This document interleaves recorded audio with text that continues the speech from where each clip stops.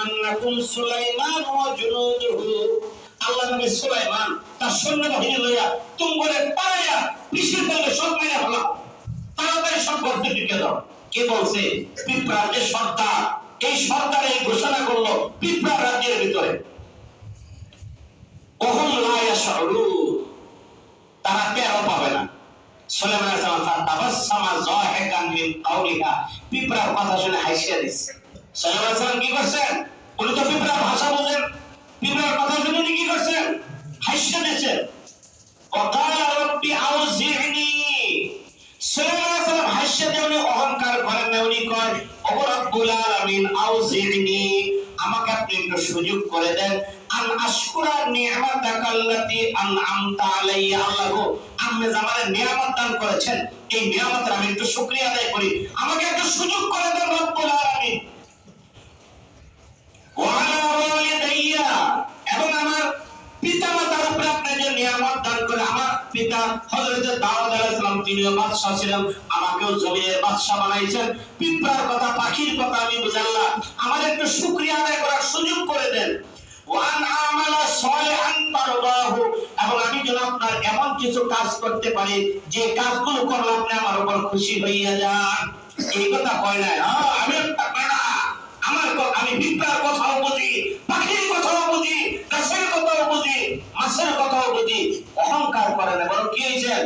বিনয়ী হয়ে গেছেন। আল্লাহ গো পিঁপড়ার কথা আপনি আমাদের বোঝার তৌফিক দিয়েছেন, আমাকে এর শুকরিয়া আদায় করার সুযোগ দান করুন। ওয়াদখিলনি বিরাহমাতিকা ফি ইবাদিকাস সালিহিন, এবং আপনার নেককার বান্দাদের অন্তর্ভুক্ত আমাকে করুন। সুলাইমান আলাইহিস সালাম একবার পিঁপড়াটারে ধরছে, ধরে হাতের তালায় নিয়েছে, ধরে কয় পিঁপড়া, আমি আল্লাহর পয়গম্বর সুলাইমান, আমি কি জুলুম করি তোদের উপর, তোদেরকে মেরে ফেলামো? পিঁপড়া কয় মহামান্য পয়গম্বর, আল্লাহর নবী, বাদশা, আপনাকে দেখেন নাই আমি কইছি ওহুম লা ইয়াশউরুন, আমরা জুলুম করবেন এই কথা বলি নাই।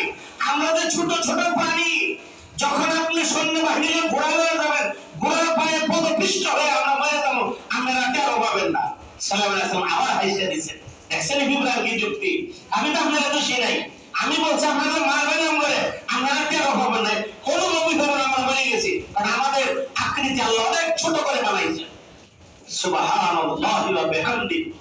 আমাদের নবী আখিরি নবী বিশ্ব নবী মুহাম্মদুর রাসূলুল্লাহ সাল্লাল্লাহু আলাইহি সাল্লাম, যার গায়ে মশা মাছি বসা হারাম ছিল, জানেন নি? জানেন মশা মাছি বসা হারাম ছিল। মশা মাছি নবীর গায়ে বইতো না। আমাদের শরীর থেকে ঘাম বের হলে ঘাম দুর্গন্ধ হয়, ঘাম কি হয়? দুর্গন্ধ। উম্মে সালমা রাদিয়াল্লাহু তাআলা আনহা বয়ান করেন, নবীজি যখন ঘুমায় থাকতেন শরীরে একটু ঘাম বের হইতো, আমরা কি করতাম? নবীর স্ত্রীরা কামড়া শিশি লইয়া ঘামটা শিশির ভিতরে ঢুকাইতাম। কেন?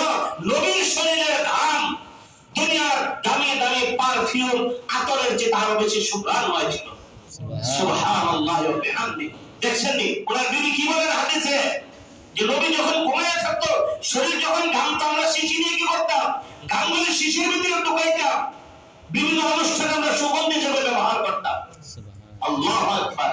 নবীর সামনের পিছে সব গুনাহ আল্লাহ মাফ করে দিয়েছেন। আল্লাহ কইছে হাদিসে কুদসি, লাউলাকা লামা খালাকতুল আফলাক, যদি আমি আপনাকে সৃষ্টি না করতাম, আসমান জমিন গ্রহ নক্ষত্র আমি কিছুই সৃষ্টি করতাম না।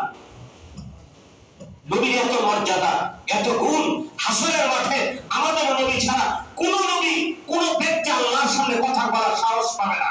নবী সুপারিশ করবেন, এরপরে বিচার কার্য শুরু হবে। তাহলে নবী অনেক পাওয়ারই না। আল্লাহু আকবার। নবীজি নামাজে দাঁড়াইতেন। নবীজি কি করতেন? নামাজে দাঁড়াইতেন। এক সাহাবী বলেন, নবীজি নামাজে দাঁড়াইছেন, আমি পিছনে দেখতে থাকলাম, মনে করছে সূরা বাকারা আড়াই পারা। ওলামায়ে কেরাম বলতে পারবেন, যারা কোরআন পড়তে পারেন হামেশা তারা বলতে পারবেন সূরা বাকারা আড়াই পারা। ওই সাহাবী বলেন, আমি মনে করেছি মনে হয় প্রথম পারা শেষ তিলাওয়াত করে উনি রুকুতে যাবেন, এরপরে দেখি যে রুকুতে গেল না, পরে ভাবলাম মনে হয় সূরা বাকারা শেষ করে এরপরে রুকুতে যাবে। নবীজি সূরা বাকারা শেষ করে এরপরে সূরা আলে ইমরান শুরু করেছেন।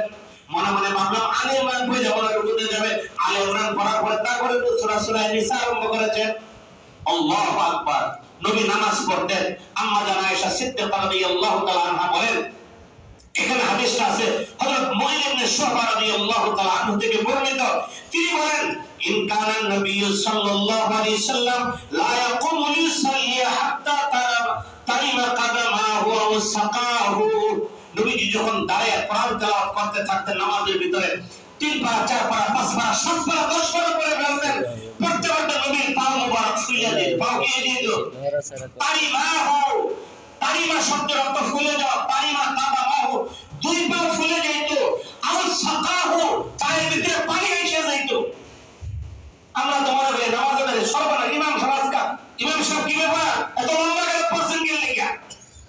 আমরা ইমাম সাহেবের ধমক মারি, ইমাম সাহেব চাকরি করে কি ইমাম সাহেব কোনো কাম নাই তো গায়ে দেয়া, হ্যাঁ এসব নামাজে এত লম্বা দৌড়াতে পড়ায়। আল্লাহু আকবার। নবী কি করতেন? নামাজ তেলাওয়াত করতে করতে পা ফুলে যেত। এরপরে দেখেন নবীজিকে বলা হইলো, নবীজিকে বলে হুজুর আল্লাহ আপনার সামনের গুনাহ পিছনের গুনাহ সব মাফ করে দিয়েছেন, আল্লাহ আপনাকে জান্নাত দান করবেন, এত সুসংবাদ দান করেছেন, তারপরেও এত কষ্ট করে এত নামাজ পড়ার কি প্রয়োজন, এত ইবাদত বন্দেগী করার কি প্রয়োজন? নবী উত্তর দিয়েছেন জানেন ফায়াকুলু আফালা আকুলু আবদান শাকুরা, আমি কি আল্লাহ শুকরিয়া আদায়কারী বান্দা হব না? আল্লাহ আমাকে এত নিয়ামত দান করলেন, এত সম্মান দিলেন, এত ইজ্জত দিলেন, আমি কি আল্লাহ শুকরিয়া আদায় করব না? আল্লাহু আকবার। এজন্য নিয়ামত পাইয়া যদি আমরা কি করি আল্লাহর শুকরিয়া আদায় করি, তাহলে আল্লাহ পাক কি করবেন? নিয়ামত বাড়াইয়া দিবেন। আর যদি আল্লাহর নাশকরি করি আল্লাহ কি করবেন? নিয়ামতকে কি করবেন? ছিনিয়ে নেবেন। নিয়ামতের শুকরিয়ার অর্থ হলো চোখকে চোখের জায়গায় ব্যবহার করা। আল্লাহ যে জায়গায় দেখতে কইছেন এই জায়গায় ঠিক মতো দেখা, হাতকে হাতের জায়গায় ব্যবহার করা, সৎ কাজে ব্যবহার করা, হাতটাকে কোনো অসৎ কাজ না করে হলো শুকরিয়া। কানকে ভালো কথা শোনা, কোরআন শোনা, হাদিস শোনা, ভালো কথা শোনা, কান দিয়ে গান বাজনা শোনার জন্য আল্লাহ পাক কান সৃষ্টি করেন নাই। চোখ দিয়ে আল্লাহ পাক নৃত্য দেখার জন্য চোখ সৃষ্টি করেন নাই। পা দিয়ে গুনার দিকে এগিয়ে যাওয়ার জন্য আল্লাহ সৃষ্টি করেন নাই। যে অঙ্গকে, প্রত্যেকটা অঙ্গকে যথাযথ স্থানে ব্যবহার করার নাম হলো কি? শুকরিয়া, কৃতজ্ঞতা। আল্লাহ রাব্বুল আলামিন আমাদের সবাইকে, আল্লাহ আমাদেরকে যে অজস্র নিয়ামত দান করেছেন যার হিসাব করে শেষ করা সম্ভব না, এই নিয়ামতগুলোর শুকরিয়া আদায় করার তৌফিক দান করুন। ওয়া আখিরু দাওয়ানা আলহামদুলিল্লাহি রাব্বিল আলামিন। যারা সুন্নাত পড়েন 4 রাকাত কাবলা ওয়াজিব সুন্নাত পড়েন।